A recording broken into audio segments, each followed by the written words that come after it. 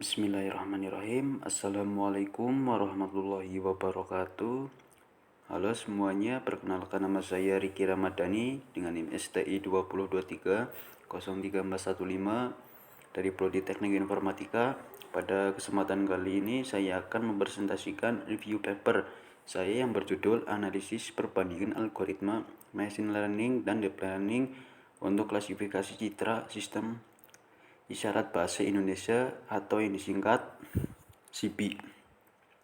Paper ini diterbitkan di Jurnal Teknologi Informasi dan Ilmu Komputer disingkat JTIK yang terindeks Tinta 2. Langsung saja kita mulai.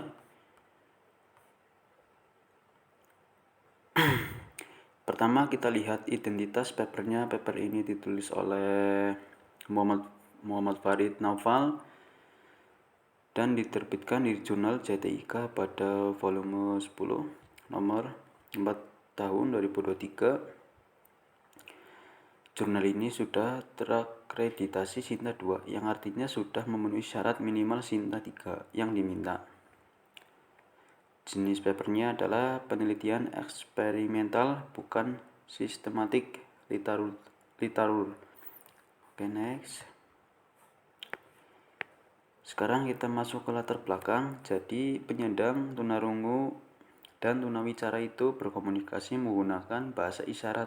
Salah satunya SIBI dan sistem isyarat bahasa Indonesia. Masalahnya masyarakat umum tidak bisa memahami SIBI sehingga terjadi kesenjangan komunikasi.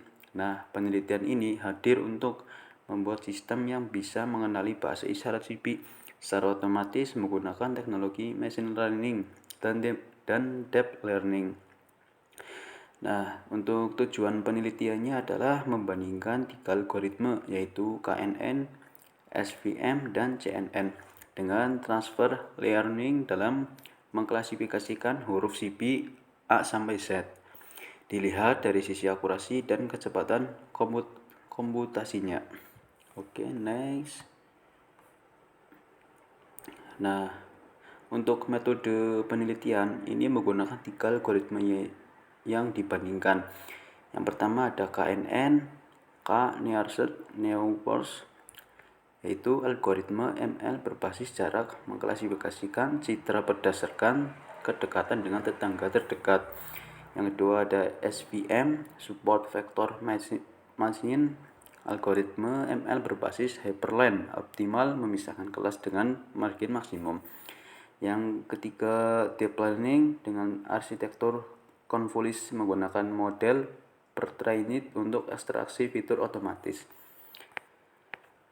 Ketiga algoritma ini diuji menggunakan dataset yang sama dengan metode 5-fold cross validation dan dievaluasi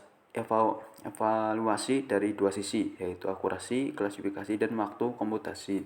Oke, next.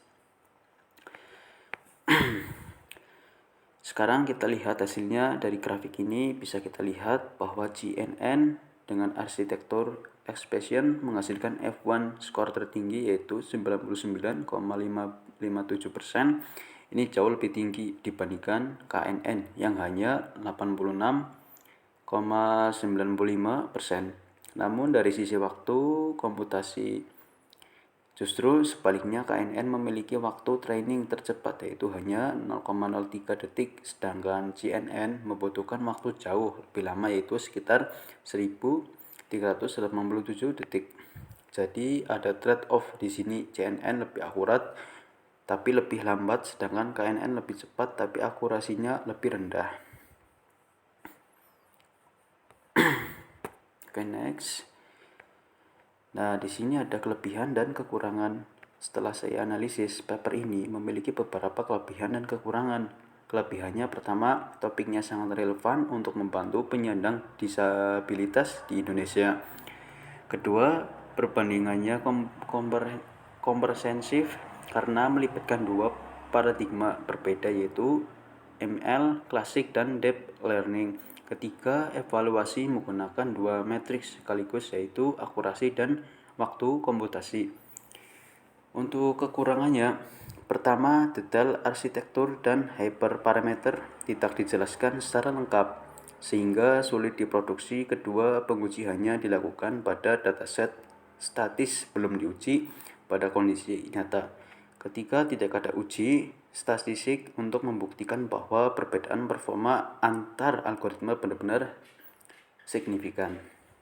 Oke, next. Nah, kesimpulannya dari review saya adalah CNN dengan transfer learning unggul dalam akurasi, sedangkan KNN dan SPM lebih efisien dari segi waktu komputasi. Pemilihan algoritma harus disesuaikan dengan kebutuhan sistem. Sebagai review, saya menilai paper ini layak dijadikan referensi awal dalam penelitian pengenalan CPU berbasis machine learning, meskipun masih ada beberapa kelemahan dan yang perlu diperbaiki.